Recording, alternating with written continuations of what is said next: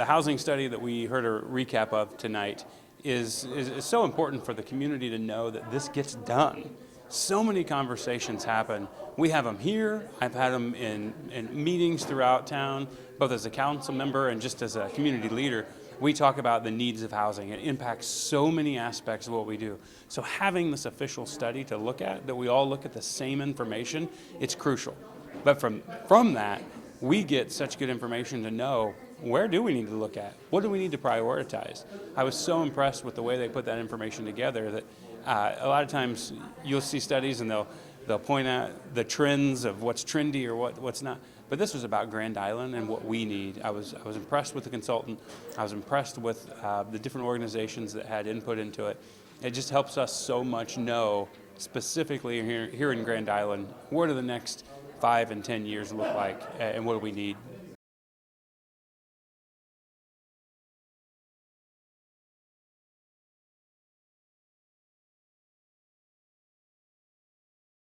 When she said that all 4 quadrants are getting growth, I actually paused and I went, is that true?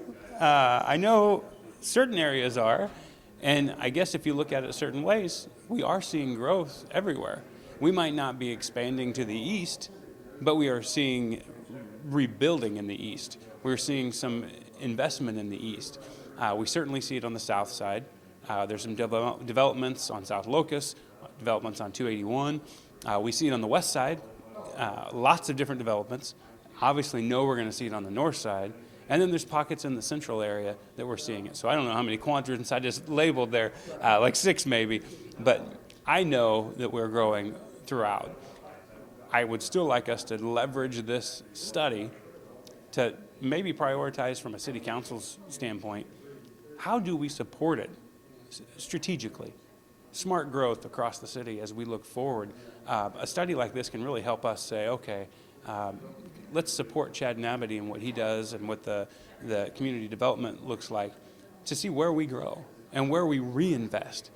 This study really points at some opportunities for us that we need to leverage. And I commend the mayor for his comments about finding some other communities we can look to that have done similar things, that maybe they're having growth throughout, but still not solving their problems like we are. You know, it's one thing to say we're having that growth and that building everywhere, but it's not solving the problem. We still have the 3,000 over 10 years that we need to come up with.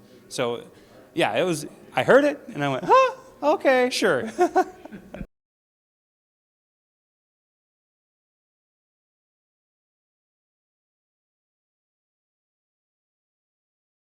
You know, one of the things we talked about tonight was TIF. It comes up all the time. And people love TIF, people hate TIF, people understand TIF, people have no idea what TIF is. TIF is a dirty word to some people, and it's the only way that anything gets done to others. I think what came out of this is we need to talk really strategically again, how are we using TIF, and what does that look like long term? I believe there are great uses of it. We just need to determine as a council, what is it we're going to prioritize?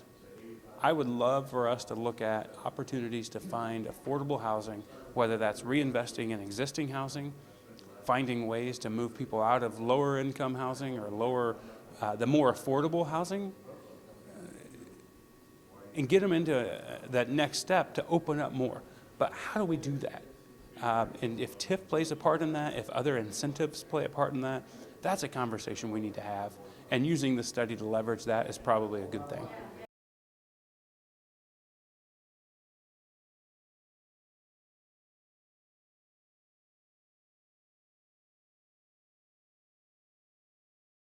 Absolutely. One of the great things about being on the council is we have to know so much.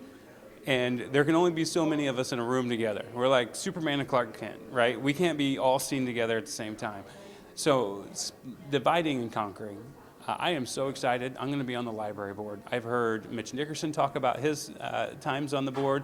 I've heard others talk about their time on the board.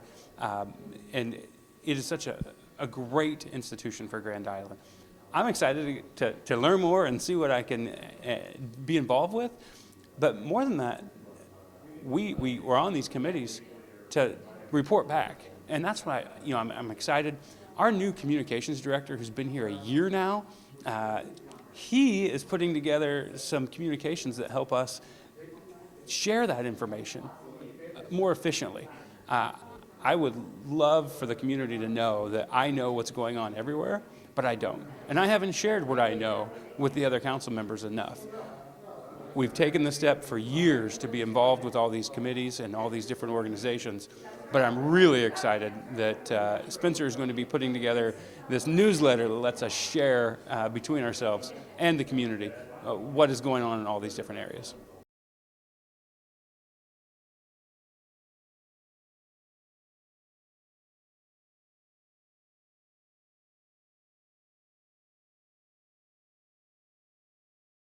I don't know that the community really understands what it takes, to take over an existing entity.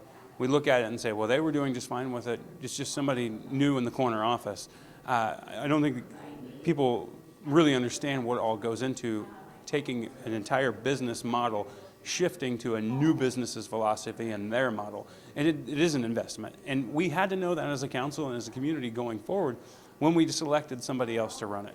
Fonner ran it effectively for 20 years and didn't want it anymore. And Venue Works came in, we accepted their bid, and I'm excited to see what they're going to do with it. But it's going to take an investment. The other thing is, I don't know that people understand really how much work needs to be done after 20 years to Fonner Park, or to the event center. It's a lot. And if we want to really see the potential come to life of what Venue Works is going to do, it's going to take some investment, and it's not something we can wait to solely do on the revenues of each event that comes forward. There needs to be a blast up front, but then we expect to see the returns and not continue to pump out $200,000 checks in advance forever in perpetuity. I think the second item that we talked about was the occupation tax, the visitor money. What we do with that going forward, I really look forward to bringing a lot of people to the table. Venue Works, Fonner Park, the State Fair, the casino, Gilka, the council, city leadership outside of the council, to look, and even the community members. I can pinpoint probably 4 or 5 community members I want there, that I want to know what is the best way for us to utilize that key feature to Grand Island. That Fonner Park campus, I think it's no lie. I don't shy away from it. I am a season ticket holder out at Fonner Park and the Turf Club, and if you want to talk to me on a Sunday afternoon between races, you can find me there. I love Fonner Park. I love the State Fair. I love what goes on out there. I've spent a lot of hours in the field house pre-COVID and 20 pounds ago playing volleyball in the rec leagues. There's a great facility out there. I love it, but I know we can do more. I know we can do more. And I'm excited that we can bring these folks together and talk about what does it look like going forward. Everybody, I think Chuck said it tonight, everybody at the table wants to see Grand Island succeed. That's the exact statement, right? Getting us all together and saying, what does that look like? Who's got to give up what? Who's got to sacrifice what? Who's got to take on more responsibility to make it happen? And how does the city support that? How does the council say we can get behind that? I think long term, that's what the community wants, and that's definitely what us on council would like to see.